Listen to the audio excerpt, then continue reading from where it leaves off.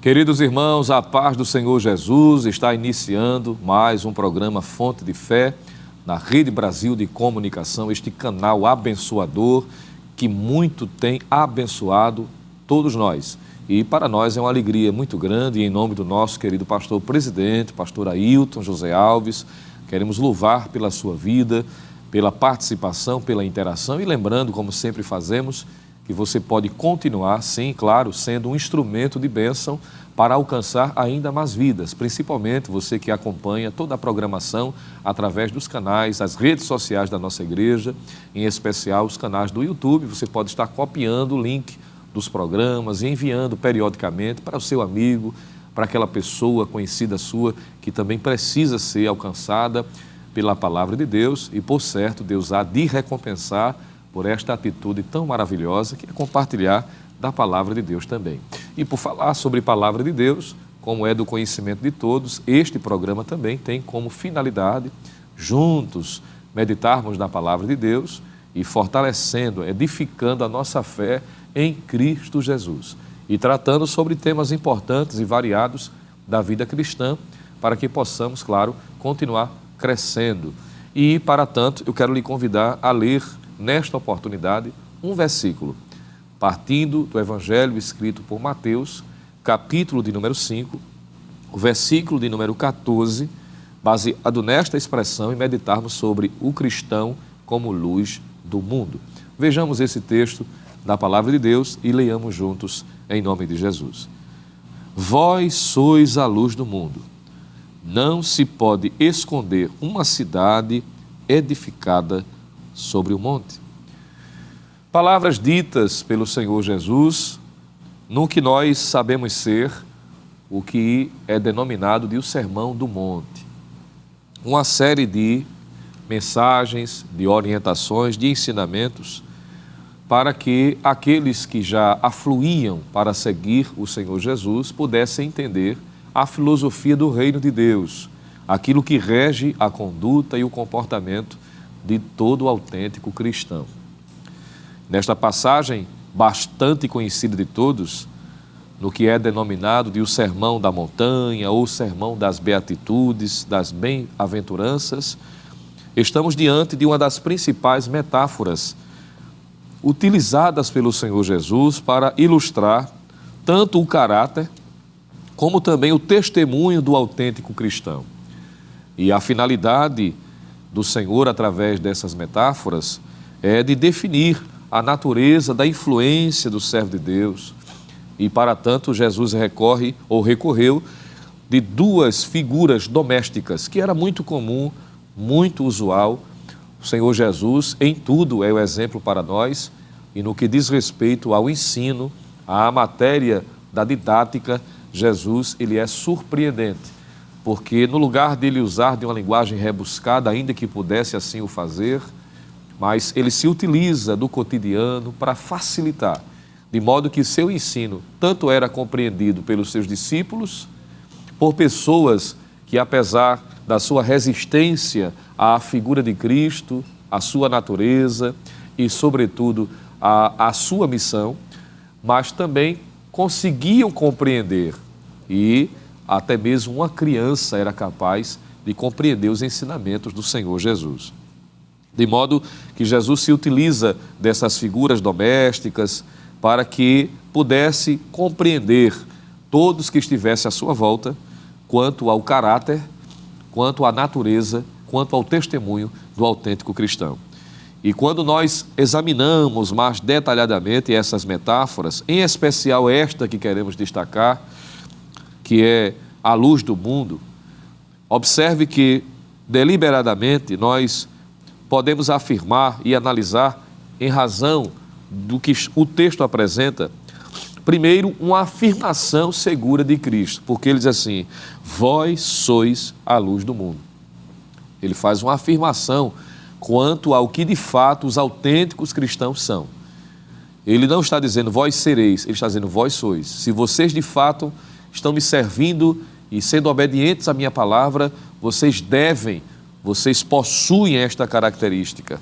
Segundo, ele faz menção à condição, porque ele diz a respeito do sal, ele diz, deve manter sua qualidade de salgar. Isso fica claro. Em relação à luz, ele diz, ela deve brilhar. Há uma afirmação e há uma condição. A luz precisa brilhar. E o terceiro ponto a ser destacado, a título de introdução, é uma advertência que ele faz.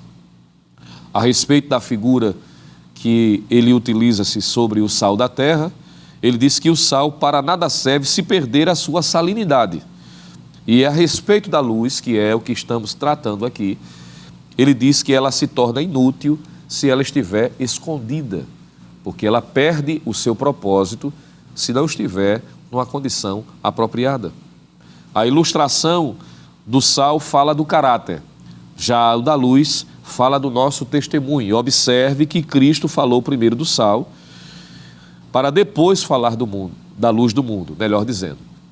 Assim, o caráter, ele vem antes do testemunho. Então, antes de ser luz, nós somos sal. Mas, repito, o propósito da minha reflexão nesta oportunidade é destacar o cristão como luz do mundo. E o cristão como luz, ele precisa lembrar de algumas orientações que a própria Bíblia traz para nós. Primeiro que, como luz, nós habitamos na luz. Nós somos luz do Senhor, porque nós vivemos na luz. Colossenses 1:13, Paulo diz que antes de sermos salvos em Cristo Jesus, nós vivíamos nas potestades das trevas. Veja que ele está falando, situando da condição espiritual de antes de aceitarmos a Cristo. Mas agora em Cristo ele diz, ele nos tirou da potestade das trevas e nos transportou para o reino do Filho do seu amor. Então o cristão como luz, ele habita na luz de Cristo porque passou pelo novo nascimento. Há uma mudança de situação, de condição. Quem estava nas trevas, agora está na luz. Em 1 de Pedro, capítulo de número 2, versículo 9, aquele texto que de todos nós é bastante conhecido, o apóstolo disse assim, mas vós sois a geração eleita, o sacerdócio real, a nação santa, o povo adquirido, para que anuncieis as virtudes daquele que vos chamou das trevas para a sua maravilhosa luz. Então, o cristão como luz, ele habita na luz, porque a sua vida agora está firmada em Cristo.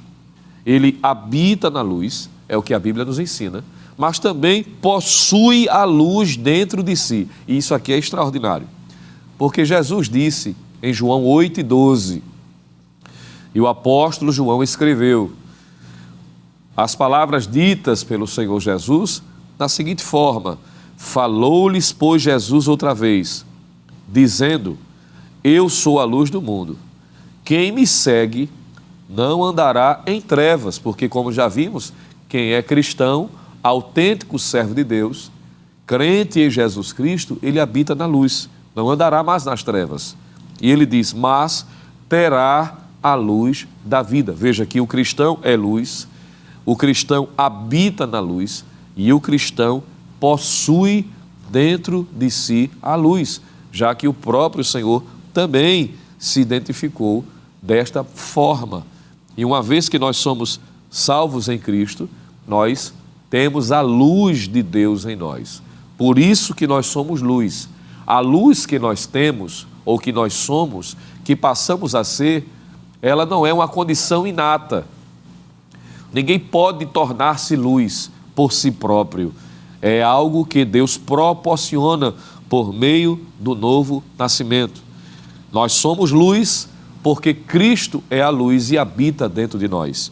Em Efésios 5:8, Paulo diz, porque noutro tempo erais trevas, era a condição de todo homem que vive distante da presença do Senhor. Mas agora, veja a mudança, sois luz no Senhor, portanto, andai como filhos da luz. Em 1 aos Tessalonicenses, capítulo 5, versículo 5, encontramos Cristo dizendo para nós, porque todos vós sois filhos da luz e filhos do dia, nós não somos da noite nem das trevas. Veja que ele está mostrando a nossa condição como autênticos servos de Deus. O apóstolo Paulo, ainda escrevendo em Romanos, capítulo 13, versículo de número 12, ele traz a seguinte expressão, corroborando com o que já havia descrito em outras passagens. Ele diz em Romanos 13, 12, a noite é passada e o dia é chegado.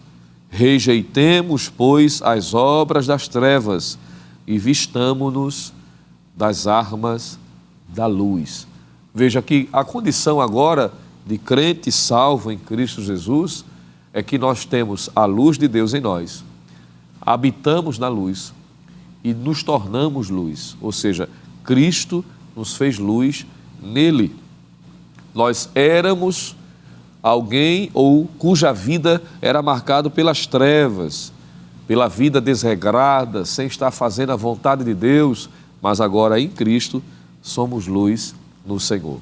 E o cristão, como luz do mundo, precisa entender algumas verdades essenciais para que possa cumprir o seu propósito como autêntico servo de Deus. O cristão, como luz do mundo, ele transmite luz para os que estão à sua volta. Veja que a condição que ele desfruta faz ele também impactar e influenciar os que estão à sua volta. Foi o que Jesus afirmou também ao dizer em Mateus 5,14: vós sois a luz do mundo e não se pode esconder uma cidade edificada sobre um monte. Como autêntico cristão, nós devemos resplandecer como astros no mundo. Foi o que Paulo também disse em Filipenses 2,15. Lá em Filipenses 2,15, Paulo disse: para que sejais irrepreensíveis e sinceros, filhos de Deus, inculpáveis, no meio de uma geração corrompida e perversa, entre a qual resplandeceis como astros no mundo. Diferente do sal, que foi uma metáfora usada, uma alegoria usada pelo Senhor Jesus, que não é visto em ação, mesmo estando presente, a luz só tem valor e só cumpre o seu propósito quando é percebida. Por isso que ela retrata o testemunho do cristão, que precisa estar à vista, que precisa ser identificado. A propósito, a ausência da luz permite que a escuridão prevaleça. Mas quando a luz chega, as trevas desaparecem. Isso está em João 1,5. Você pode anotar e ler posteriormente. Ela tanto brilha sobre um criminoso, como também brilha sobre uma criança inocente. A luz brilha tanto sobre um lamaçal, como uma flor imaculada. Assim deve ser o crente ao desempenhar a sua missão de luz do mundo. Ele transmite por onde passa a luz do Evangelho, não fazendo acepção de pessoas, visto que o próprio Cristo também não a faz. Ele não faz acepção de pessoas e, de igual modo, não se pode entender que, como crentes que somos, nós influenciemos apenas algumas pessoas, mas devemos influenciar a todos que estão à nossa volta. Em Mateus 5,15, Jesus traz para nós a seguinte afirmação: nem se acende a candeia e se coloca debaixo do alqueire, mas no velador, e dá a luz a todos. Veja que a abrangência da missão da luz é com que ilumine a todos que estão na casa. Mateus 5,15. De modo que o Evangelho, o testemunho do autêntico cristão, alcança todos os povos, raças, culturas, indivíduos, independente de idade, se é homem, se é mulher, independente da sua etnia, da sua religião, da sua profissão, da sua posição social. O Evangelho de Cristo precisa se alcançar a todas as pessoas, porque ele, por natureza, é assim. E o cristão, como luz do mundo, o cristão que habita na luz, que possui luz dentro de si, é luz no mundo, ele é percebido onde ele chega, é perceptível. Suas atitudes refletem o seu caráter. Ele conserva a sua identidade, mesmo estando em um ambiente hostil. Isso é digno de nota, porque a luz é luz aonde ela estiver. Ela não perde a sua natureza, ela é luz, essencialmente. Da mesma forma, o cristão, como luz do mundo, ele não pode se adequar à realidade que ele vive. Pelo contrário, ele precisa mudar o ambiente onde está. Onde há trevas, quando a luz chega, é perceptível. Há pessoas que naturalmente, em razão da pressão social, perdem a sua identidade. Não têm a sensibilidade de conservá-la. Observe que precisa se perceber de que mesmo debaixo de perseguição ferrenha, como luz do mundo, precisamos conservar a nossa identidade. Sabemos que isto é desafiador, mas nós não podemos perder a nossa identidade, a nossa essência. Por mais que haja pressão social, que as ideologias surjam, que os falsos ensinos apareçam, mas precisamos ser luz aonde estivermos. Não é só ser luz dentro das 4 paredes do templo, o que naturalmente é mais fácil, mas sobretudo ser diferente e fazer diferença aonde nós estivermos. É por isso que Deus nos plantou nos lugares mais diversos da sociedade, para sermos luz dentro de casa, para sermos luz no trabalho, para sermos luz no exercício da nossa profissão, para sermos luz dentro do ambiente acadêmico, seja onde for.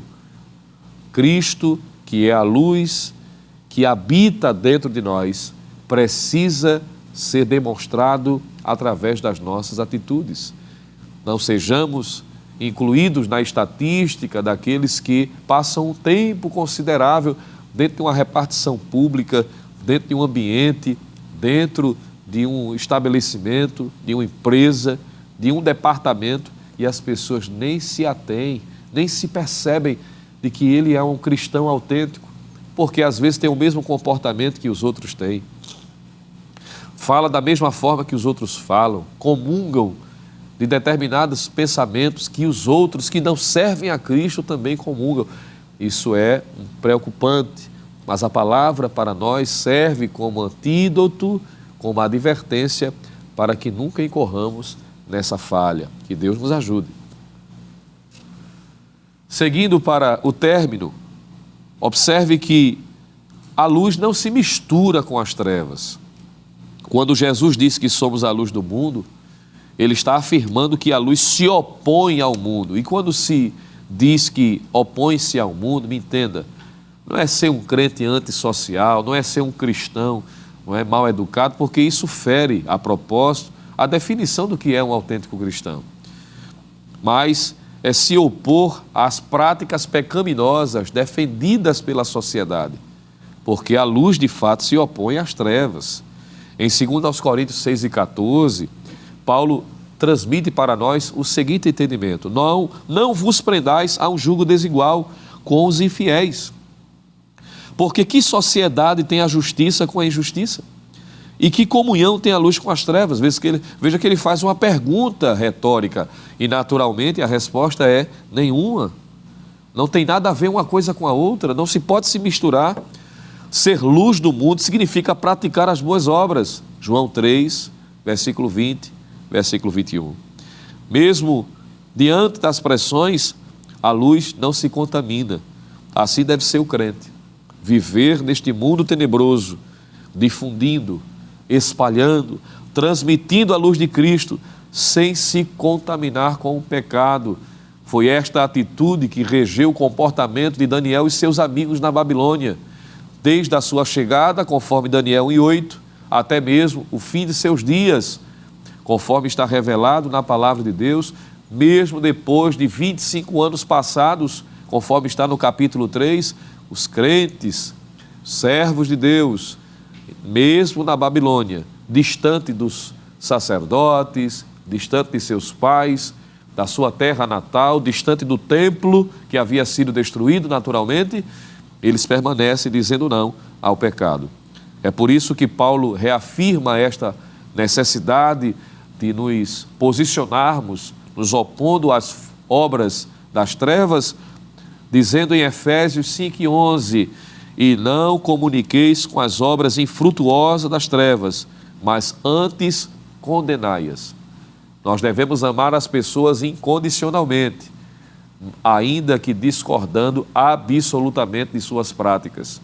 Estas práticas que ferem a santidade de Deus não pode ser tolerada, ser aceita como natural. Amamos as pessoas, ainda que discordando de suas atitudes pecaminosas.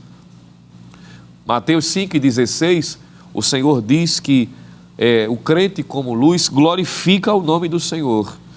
Ele diz: assim resplandeça a vossa luz diante dos homens, para que vejam as vossas boas obras e glorifiquem o vosso Pai que está nos céus. Veja que coisa maravilhosa. A glória de Deus é o bem supremo que devemos procurar em tudo que fizermos na vida cristã, para que em tudo Deus seja glorificado por Jesus Cristo, a quem pertence a glória e o poder para todo sempre. Amém. É o que o apóstolo Pedro diz em 1 de Pedro, capítulo 4, versículo de número 11. Dessa forma, fica claro que devemos não somente nos empenharmos para glorificar nós mesmos a Deus, mas também devemos fazer tudo o que pudermos, tudo que estiver ao nosso alcance, para motivar os outros a glorificá-lo. A visão das nossas boas obras fará isto, na medida em que as pessoas contemplem o diferencial, como diz o profeta Malaquias, através da instrumentalidade divina, que haverá diferença entre o justo e o ímpio, do que serve e o que não serve.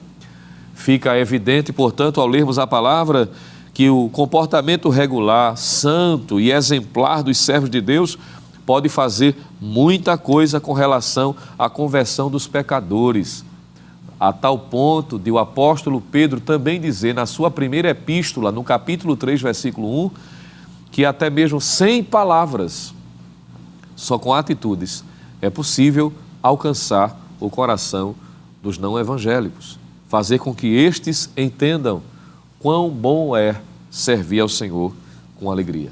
Mas eu finalizo lembrando de que essa luz precisa ser mantida, ela precisa ser conservada. Como luz do mundo, nós não podemos negligenciar, porque se essa luz estiver apagada ou escondida, nenhum benefício trará ao ambiente. Por isso que reitero o que Jesus disse em Mateus 5,14: vós sois a luz do mundo e não se pode esconder uma cidade edificada sobre o monte. Nós precisamos conservar esta luz. E para refletirmos, há indícios que mostram quando esta luz está se apagando ou que leva a luz perder a sua intensidade. Primeiro, quando o material substitui o espiritual. Isso é um indício que a luz está perdendo sua intensidade. Quando a vida virtual se torna mais empolgante do que a vida real, do que a devoção a Deus, do que a vida espiritual. Quando se está em ambientes sociais, se torna mais interessante do que estar adorando a Deus, ainda que não seja nada errado ter momentos sociais, mas quando há uma empolgação mais para esses ambientes do que estar na presença do Senhor, na adoração pública e coletiva, isso vai na contramão. Isso é um sinal, isso é um indício de que a vida espiritual está arrefecendo. É quando as redes sociais de alguns cristãos não glorificam a Deus, possuindo fotos indevidas, músicas profanas, músicas ditas como seculares que não têm nada a ver, mas passam a caracterizar a vida daqueles que dizem ser a luz do mundo. Precisamos ter cuidado. Aos crentes que as suas lâmpadas estão se apagando, nós precisamos ouvir a recomendação de Deus através do pregador no livro de Eclesiastes. E com esta expressão eu concluo esta reflexão. Eclesiastes 9:8, quando assim nos diz a palavra de Deus: em todo tempo sejam alvas as tuas vestes e nunca falte o óleo sobre a sua cabeça. Que Deus nos ajude, que este óleo permanentemente esteja sobre nós, para que as nossas lâmpadas estejam sempre acesas, diferente daquelas mencionadas na parábola das 10 virgens que não tiveram o cuidado de levar azeite o suficiente para o final do trajeto, nos dizendo a palavra que a ponto de suas lâmpadas se apagarem. mas, eventualmente, para quem está com a sua luz diminuindo, o óleo de Deus, a graça do Espírito Santo, pode ser derramada sobre sua vida para que ela volte a ser intensa, glorificando a Deus, fazendo com que os que estão à sua volta sejam alcançados também. Oremos juntos em nome de Jesus. Pai querido, Deus de poder, Deus de toda glória, Pai celestial, nós te louvamos, ó Pai, pela Tua palavra, glorificamos o Teu nome, pelos ensinamentos que a Tua palavra traz para nós, pela inspiração que o Teu Filho, nosso Senhor e Salvador Jesus Cristo é, com uma vida irrepreensível, de diferença, Senhor, por onde passar. Nos ajuda a sermos luz deste mundo, como nos ensinou o Senhor Jesus por meio do Sermão do Monte. Permanece abençoando a Tua igreja, que possamos continuar cumprindo o nosso papel como autênticos cristãos, independente das pressões e das dificuldades vivenciadas. Assim te pedimos, ó Pai, que Tu possas também restaurar, eventualmente, aqueles que estão sentindo dificuldades, em que as circunstâncias da vida estão arrefecendo, fazendo diminuir a luz que brilha neles. Assim nós te pedimos todas estas bênçãos em nome de Jesus. Amém. Nós estamos encerrando neste momento o seu programa Fonte de Fé, mas não saia daí, continue sendo abençoado com a programação da Igreja Evangélica Assembleia de Deus em Pernambuco, através da Rede Brasil de Comunicação, e até o próximo programa Fonte de Fé, se Deus assim nos permitir. Que a graça do nosso Senhor e Salvador Jesus Cristo, o amor de Deus, o nosso eterno Pai, a comunhão e as divinas consolações do Santo Espírito permaneça sobre cada um de nós agora e para todo sempre. Amém.